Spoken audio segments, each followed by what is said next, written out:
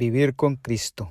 Así se titula esta lección, que por cierto llegamos ya a la lección número 11. ¿Qué significa vivir con Cristo? La respuesta a esta pregunta el apóstol Pablo la da en esta lección. Estamos experimentando ya tiempos finales de este mundo, tiempos donde la humanidad está muy dañada. Un mundo donde hay hambre, hay muerte, hay guerras, hay virus, hay violencia, etc. Sin embargo, cuando tú vives con Cristo realmente, todos esos problemas anteriormente mencionados pasan a segundo plano. No ignorados, pero sí no pasan a ser el punto principal de la vida de un cristiano, ¿no? Porque cuando una persona es demasiado espiritual, puede llegar a vivir desconectado de la realidad que hay en el mundo.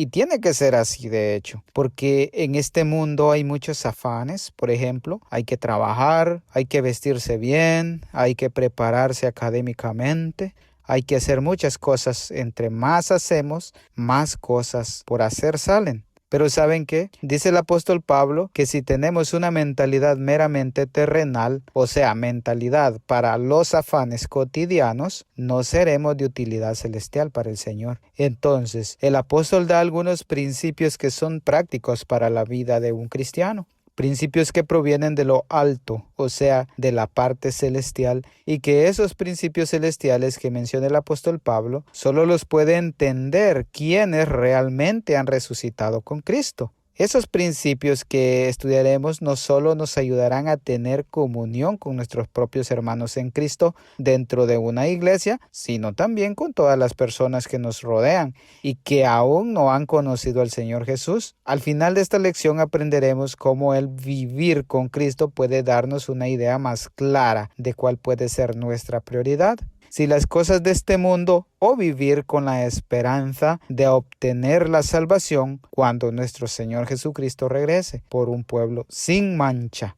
Y como lo escuchamos, esto suena imposible y claro que lo es si tenemos una mentalidad meramente humana. Sin embargo, por eso debemos tener una mentalidad celestial si esperamos ser de alguna manera utilidad terrenal para nuestro Padre Celestial. Muy bien, y hablando de mentalidad celestial, así se titula esta primera parte de la lección, que es tener una mentalidad celestial. Esta pregunta es muy interesante. Para poder responder a esta pregunta es necesario tener una conexión plena con el Señor, un lugar tranquilo para tener una comunión con Dios. ¿Y saben qué? Es cierto, cuando la gente se quiere desconectar de la vida diaria, muchas personas van a las montañas a tener momentos de relajación, o cuando tienen algún problema, buscan esos lugares altos donde puede pensar con claridad y poder resolver los problemas. Y pueden creer que de allí Dios puede escucharlos por ser lugares altos. Saben, las montañas han sido frecuentadas desde tiempos inmemorables por quienes procuran una experiencia más cercana con Dios. Por ejemplo, Noé, el siervo de Dios, subió al monte Arat para hablar con Dios. Cuando Dios le dio los 10 mandamientos a Moisés, Moisés subió al monte Sinaí. Cuando Elías andaba perseguido, subió al monte Horeb y Dios le habló allí. Así también lo hacía Josué en el monte Ebal. Y ¿saben qué? Cuando Jesús sentía la necesidad de orar, subía a las montañas a orar también. Sin embargo, buscar las alturas no acerca a nadie al cielo en un sentido espiritual. El esfuerzo humano no es suficiente para lograrlo. Estos personajes que les acabo de mencionar lo hacían así porque Dios se los ordenaba, exceptuando al Señor Jesús, claro. Entonces, si no es subiendo a una montaña que podemos ser más espirituales, ¿qué condición es necesaria para tener una mentalidad celestial? Bien, escuchen lo que menciona el apóstol Pablo en Colosenses capítulo 3, versos del 1 al 4. Y dicen así: si pues habéis resucitado con Cristo, buscad las cosas de arriba, donde está Cristo sentado a la diestra de Dios. Poned la mira en las cosas de arriba, no en las cosas de la tierra, porque habéis muerto y vuestra vida está escondida con Cristo en Dios. Cuando Cristo, vuestra vida, se manifieste, entonces vosotros también seréis manifestados con Él en gloria. Muy bien. Podemos notar cómo Pablo no plantea una duda, sino un argumento. Cuando él menciona han resucitado, Se refiere a una resurrección espiritual que ocurre cuando una persona pone su fe en Jesús, dejando atrás su vieja vida de pecado. Esto tiene que darnos a entender que el creyente no pertenece espiritualmente a este mundo caído, sino que comparte la vida de Cristo. Aquí lo importante es tener un enfoque espiritual, o sea, que esto implica un esfuerzo activo y un interés profundo, similar al que tiene por las cosas más importantes de la vida. ¿Y cuáles son esas cosas? Pues cada uno de nosotros sabemos cuáles son. Entonces, Pablo exhorta a poner la mira, o sea, la mente y los afectos, en lo eterno y no en lo terrenal. Esto no significa ignorar las responsabilidades de este mundo, sino verlas a través del lente de la autoridad y los valores de Cristo, quien está sentado a la diestra del Padre. Pablo menciona que nuestro fundamento o nuestra vida está escondida en Cristo y debemos tener muerta nuestra identidad antigua. Lo repito, la nueva vida está escondida en Cristo, lo que sugiere protección y seguridad absoluta en Dios. Es una realidad interior que el mundo no siempre puede ver o entender, pero que es la fuente de la verdadera plenitud. Tenemos una esperanza, esa esperanza es la plenitud de lo que el creyente es en Cristo. Se revela totalmente en la segunda venida, porque tenemos una promesa en ese momento. Quienes están unidos a Él también serán manifestados en gloria, recibiendo la recompensa en el cuerpo glorificado prometido. Así que estar más cerca del Señor no significa estar en un lugar más alto literalmente, sino tener una comunión con Él día a día, dándole nuestro tiempo de primicia para Él. Acabemos con lo terrenal, así se titula esta segunda parte de la lección. Es muy interesante lo que nos menciona esta lección, y es que dice que hoy día se utilizan muchos eslogans. Por ejemplo, hay uno que dice, acabemos con la guerra. Ahora que el Medio Oriente está en la guerra, se utiliza bastante este eslogan. Y así hay otro montón de eslóganes. Otro, por ejemplo, es uno que dice, acabemos con la deforestación. Cuando vemos y las montañas que ahora están colocando casas en lugar de árboles, entonces salen los ambientalistas y dicen, acabemos con la deforestación. Otros dicen, acabemos con la corrupción. Eso pasa más en los países latinos como el nuestro, ¿no? Otros dicen, acabemos con el maltrato y así sucesivamente. Hay un montón de injusticias, pero sin embargo nunca se ha escuchado un eslogan que diga acabemos con lo terrenal. Y es porque seguir al Señor no es una tarea fácil, porque eso implica dejar todas las comodidades que ofrece este mundo, y lo celestial no tiene nada que ver con este mundo. Y como el subtítulo lo indica, como verdaderos cristianos debemos acabar con lo terrenal y recibir lo celestial en nosotros. Pero para ello es necesario saber qué significa estar muertos al yo y a lo terrenal y vivos para las cosas de arriba, o sea, las cosas celestiales. Veamos qué nos menciona Colosenses capítulo 3, versos 5 y 6. Dice así, haced morir pues lo terrenal en vosotros, fornicación, impureza, pasiones desordenadas, malos deseos y avaricia, que es idolatría. Cosas por las cuales la ira de Dios viene sobre los hijos de desobediencia.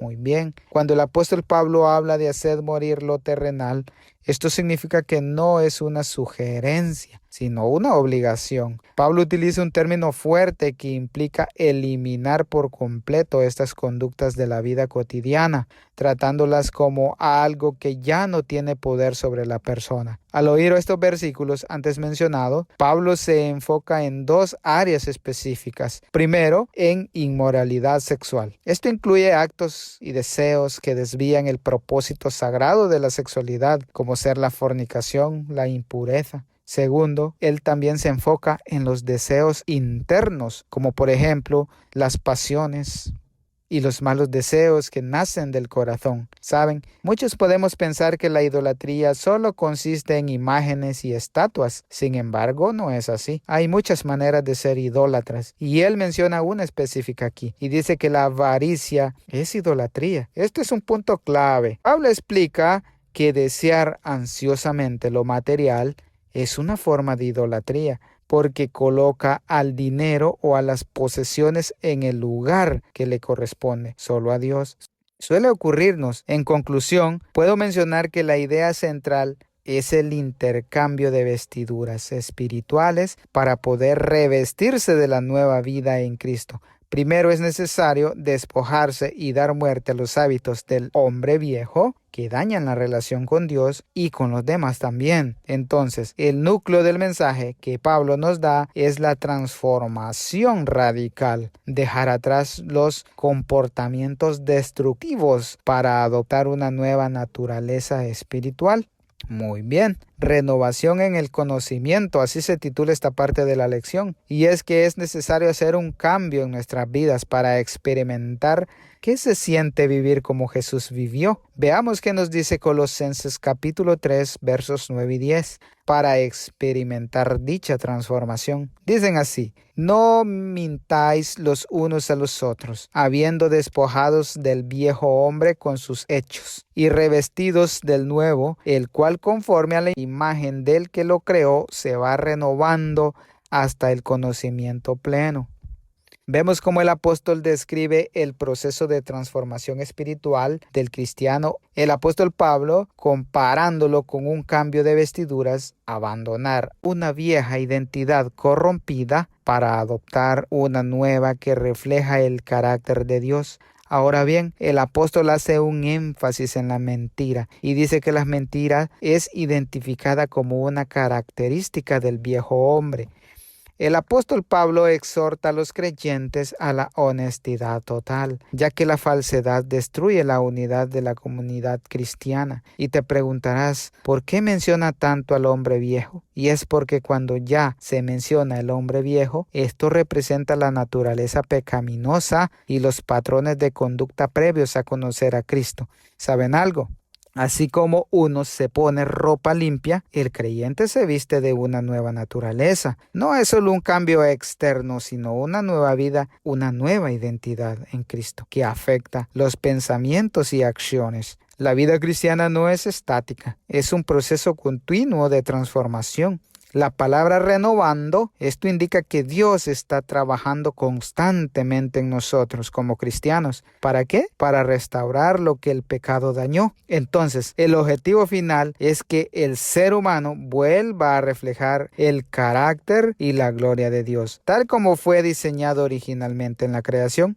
Aquí está la parte interesante, y es que a medida que vayamos creciendo y renovándonos, adquiriremos un entendimiento más profundo y verdadero de Dios, lo que permite vivir de una manera que le agrade plenamente al Señor. Y esta es la renovación en el conocimiento. Muy interesante esta lección hasta el momento, ¿no? Estamos aprendiendo bastante el carácter de la nueva vida. Así se titula esta parte de la lección. Tras describir las características negativas y los malos hábitos desechados, cuando venimos a Cristo, Pablo se refiere a lo positivo, como si pasara de las tinieblas a la luz. Esto entonces, ¿cómo se relaciona esto con las cualidades con las que deben vestirse? Veamos entonces qué nos dice el apóstol en Colosenses capítulo 3, versos 12-14. Dice así: vestíos pues como escogidos de Dios, santos y amados, de entrañable misericordia, de benignidad, de humildad, de mansedumbre, de paciencia, soportándoos unos a otros y perdonados unos a otros, si alguno tuviere queja contra otro,